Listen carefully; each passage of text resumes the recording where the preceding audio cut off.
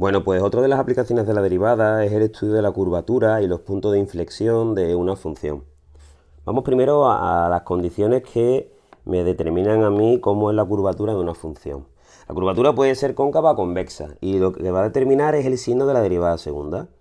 Es decir, si la derivada segunda es mayor que 0 en un intervalo, pues la función es convexa en ese intervalo, ¿vale? La ponemos así, tiene esta forma de U. Y si la derivada segunda de la función es negativa en un intervalo, pues la función es cóncava y tiene esta forma. ¿Qué ocurre? Que fíjate que hemos estudiado qué ocurre cuando la derivada segunda es mayor que 0, cuando es menor que 0. Los puntos de inflexión son unos puntos, puntos en los que la función cambia de curvatura, pasa de ser cóncava a convexa o de convexa a cóncava. Pues claro, la primera condición que tiene que cumplir es que la derivada primera se anule. Imagínate, ¿no? Para pasar de convexa a cóncava, para pasar de positivo a negativo, en algún momento tienes que pasar por el 0.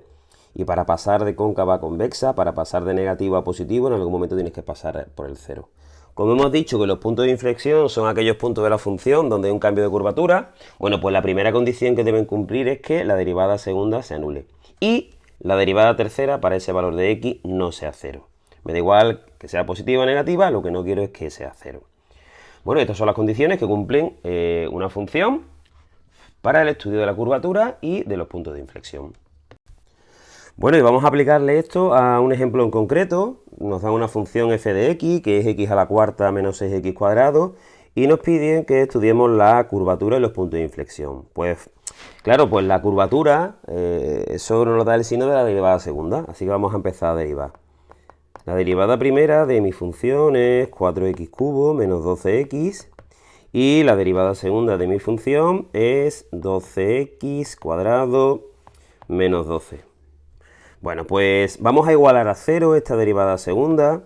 Cogemos la derivada segunda e igualamos a 0.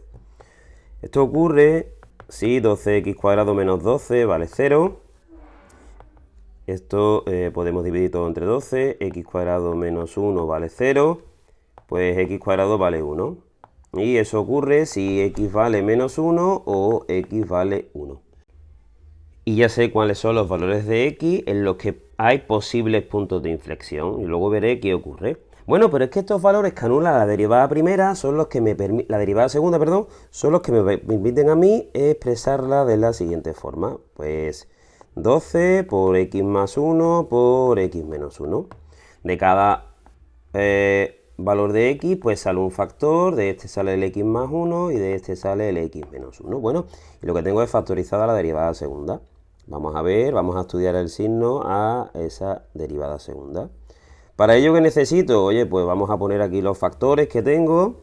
El primero de ellos es el x más 1, el segundo es el x menos 1. Aquí voy a poner ya la derivada segunda de x.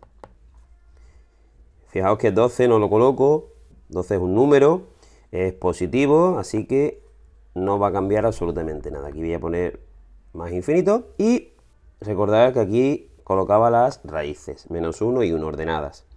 Y ahora busco un número que esté entre menos infinito y menos 1, por ejemplo el menos 2, y coloco signo. Entre menos 1 y 1, por ejemplo el 0. Y entre 1 y más infinito, por ejemplo el 2. 2 más 1, 3, positivo. 2 menos 1, positivo.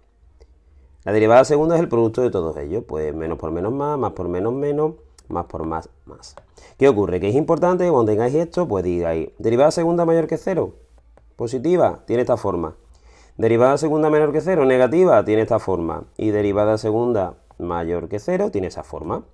Y una vez que tengo esto, ya puedo decir, oye, mira, pues mi función, mi f de x es convexa en menos infinito menos 1, unión 1 más infinito. Y es cóncava en menos 1, 1.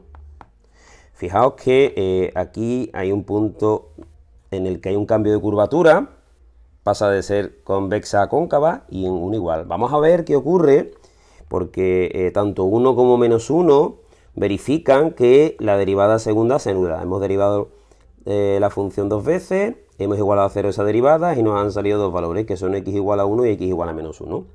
Bueno, pues vamos a calcular la derivada tercera de x y me sale tengo aquí la derivada segunda que es 12x cuadrado, pues me sale 24x.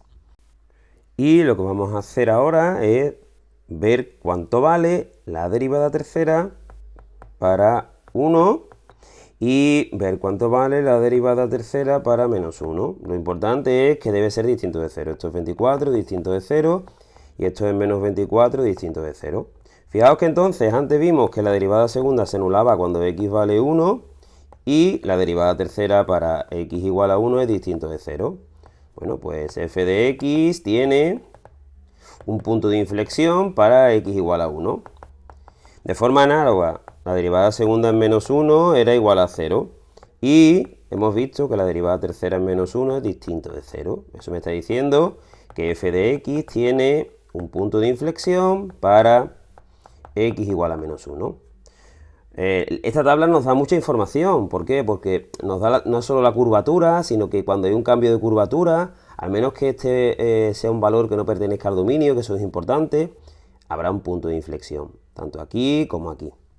Es decir, que si bien cuando estudiamos la monotonía automáticamente podemos estudiar los extremos relativos, cuando estudiamos la curvatura automáticamente podemos estudiar cuáles son los puntos de inflexión de la función.